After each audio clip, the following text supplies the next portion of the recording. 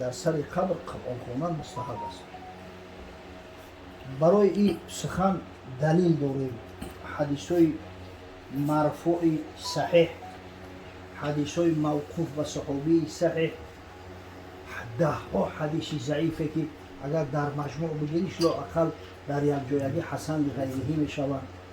اما همون شخص‌های مدعیه که میگن در سر قبر قرآن خوندن بدعت است، نخونه و مکروهه، یگان دلیل ندارن. دلیل ندارن کسافتو مردم را که دلیل دارن گبزنی نمیمونن. برای چی؟ ایری تنبلی مون خش نداریم که همون دلیل را از یاد کنیم، در ذهن بگیریم، لااقل از مذهب خود دفاع کرده بتونیم. حالا اون که این قرائتی در سر قبر فقط در مذهب حنفی نه، در نزد اهل سنت و الجماعه، در 4 مذهب اهل سنت و الجماعه امر مستحب است. اینجوری شک نداره. از میان همه علما فقط احمد ابن حنبل در ابتدا این را مکروه میگفته است. این را مکروه میگفته است قرائت سر قبر. حتی ابن قیم جوزیه در کتاب الروح در روایت را آورده است که میگه در یک جنازه احمد ابن حنبل رحمه الله اشتراک میکرد در بغداد، یک خوری نابینا اومد و 6 قرائت شروع کرد، یاسین میخوند. و این میگه بسیار ناراحت شد، خیز گفت یا هذا اینها بدعه، فلان سر قبر بدعت است، نخوان. بعد میگه همونطور از قبرستان برون ابن قدامه شاگردش میگه از کفاش اومد، گفت حضرت الله نسبت مبشر چی فکر دارید؟ این مبشر یکی از راویای حدیث است، یکی از راویای بخاری و مسلم است. گفت مبشر سکه است. آیا او از مبشر روایت داری؟ استاد شد پرسید. بله دارم. گفت این مبشر روایت میکنه از عبدالرحمن از پدرش یعلا از پدرش ولیدی لجلاج صحابی پیامبر صلی الله علیه و سلم که حضرت گفت که همون ابو خالد لجلاج میگه وصیت کرد فرزندش وقتی که من مردم برای مرا لحد بکنید. قبر در همون زمان دل نبود، خیلی که در دوری خدمت هستن. قبری رستکی بود شقش میگن، قبری شامی بود لحدور. حضرت همون لحدور را دوست می‌داشت خیلی پیغمبر. اما صحابیاش هم سعی میکردن که لحدور بکنن جای امکان داره. حضرت میگه اللحد لنا و شق لغیرنا. لحد برای ما است، شق برای غیر ما. اما خیلی پیغمبر صلی الله علیه و سلم هم قبرش لحد داره. میگه که اذا انا مت فالحدونی، وقتی من مردم میگه لحدم بکنید. و میگه که فاذا دفنتمونی فشنوا علی تراب شنن، وقتی موندنم در اون لحد خاک در برون چپک کنید. وقرأوا عند رأسی بفاتحة الكتاب و عند قدمیه باخریین من البقره.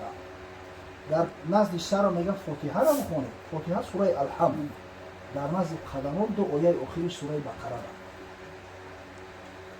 احمد ابن حنبل میگه گفت که برای همون نابینا را قرائت دوام دادن بگیره. بعد از او احمد ابن حنبل هم گفته است که قرائت در سر قبر مستحب است. همین 4 امام اهل حق داره، 4 امام مثلا 4 مذهب حق.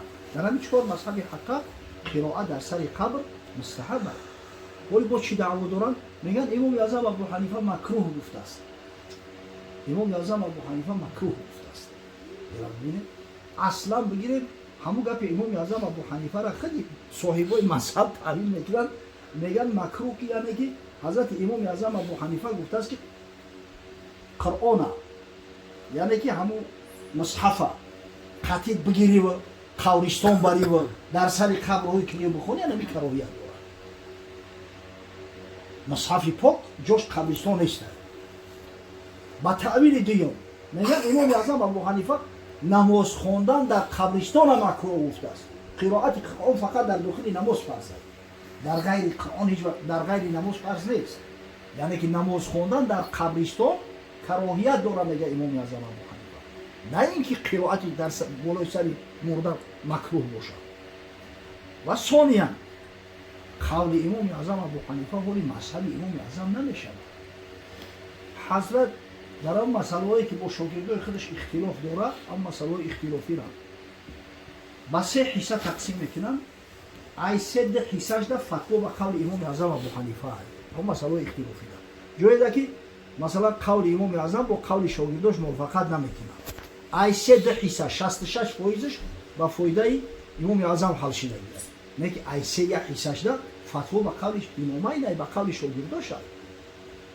امام اعظم ابو حنیفه میگه که اگر نماز با فارسی را بخونی درست میشه، در صورتی که امامان فتوا دادن که نه، قرآن فقط معنا نیست، قرآن لفظ هم است. این قرآن به همین زمان به همین لفظ از جانب پروردگار منزل است. برای همین اگر لفظ شکی نخوندی قرائت درست نمیشه. فتوا به قول امامان نه. حتی میگن امام اعظم ابو حنیفه بعدا از این قولش رجوع هم کردگی به قول امام اعظم ابو حنیفه میگه در وقت نماز اگر همین بنید در وقت سجده برسه کفایه است. اگر پیشونی را که نرسه نماز درست میشه. در صورتی که امامان میگن که نه، پیشونی ای اصل پیشونی ای رسوندن بیلی سنت ای، رسوندن پیشونی فرض. اگر به شرط پیشونی نرسید نماز درست نمیشه. فتوا به قول امامان. امام اعظم ابو حنیفه میگه که شفق بیاض ای، سفیدی ای که بعد گوشیدن سرخی پیدا میشه. در صورتی که امامان میگن که نه، شفق حمرا ای، شفق اونم سرخیه که بعد ششتن یافته میشه اونم هو. فتوا به قول امام اعظم ابو حنیفه. حتی عبیدالله ابن مسعود خدا رحمتش کنه صاحب مختصر الوقایه و شرح الوقایه بسیار بسیار معتقد پیروی سختی حضرت امام اعظم ابو حنیفه. همون جایی که فتوا بر ضد قول امام اعظم است میگه و بهی یفتو، ولی در این مختصر الوقایه و شرح الوقایه و کجای اگر همین قول دیده که و بهی یفتو معناش همینه که همیشه با قول امامان فتوا داده شده گیاد، با قول امام اعظم ابو حنیفه نه. چرا مذهب میگیم؟ برای که اصول این مذهب ابو حنیفه مطرح کرده گیاد. کسی موافق همین اصول که کار کرد او حنفی است. اما قول امام اعظم ابو حنیفه بود دیگه. در همون 33% مسائل اختلافی فتوا با قول شاگرداش داده شده گیاد. یکی از همون قولای اختلافی اگر تعویل نکنیم صراحت هم بگیریم این مسئله است. در زمان حضرت امام اعظم ابو حنیفه ولی محدثا خود زیاد نبودن، کتاب موطأ ولی پره چاپ نشده بود. همین که امام مالک چاپش کرده است که این کارو بعدتر شد. همون خاطر انسان هایی شاید یکان روایتک براش نرسیده باشه، اما در مذهب برای چی میگه مذهب امام اعظم ابو حنیفه؟ هر کسی که موافق اصول همین حضرت فتوا داده است همون مقصد در مذهب امام اعظم ابو حنیفه. چون که باز میگم که این فقط مذهب ایمانه، در 4 مذهب اهل سنت و الجماعت امر مستحب است. در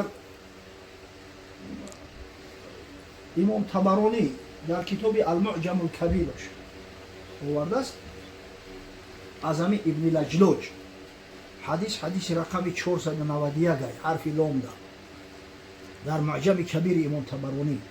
همه راویاش راویای بخاری و مسلم هست، این جای شک تردید نداره.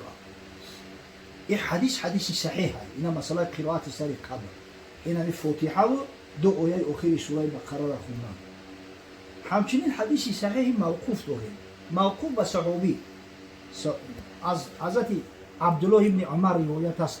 پسر حضرت عمر فرزندای خچه وصیت کرد گو وقتی مردم در بالای قبر سوره فاتحه و 2 آیه اخیر سوره بقره را بخونم.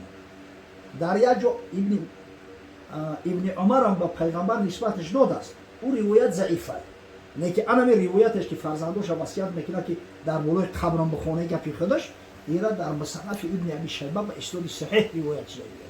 این شک نداره. اینا هم حدیث مرفوع صحیح داره، هم حدیث موقوف به صحابی. اگه این حدیثایی که ضعف دارن او حسابش بمونه. حضرت میگه اقرأ یاسین علی موتاکم، یاسین بالای مرده ها تا بخونید. امام بیهقی در شعب الایمان آورده استش، امام حاکم در المستدرک علی صحیحین آورده این روایت. در جامع السنن امام ترمذی همین سوره ملک، سوره تبارکی که در سر قبر خدمت میخونه، این همین را حضرت توصیه کرد. گفت هی المانع عن عذاب القبر، این سوره منع کننده عذاب قبر است. این سوره شافیه است.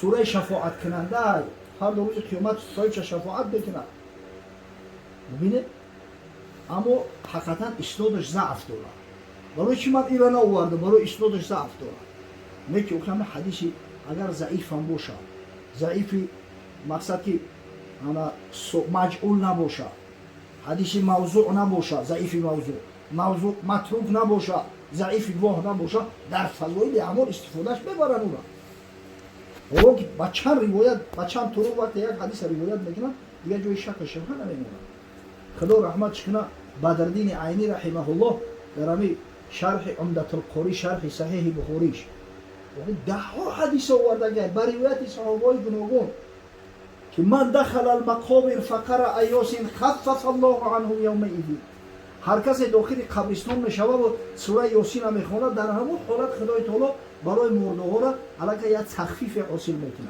یا سبوکی میکنه یا حدیثای که صراحتا بیان میکنن قرائت قرآن یا هستن حدیثای صحیحی که دلالت به همین میکنن اگر چند صریح هم نباشن اما صحیح هستن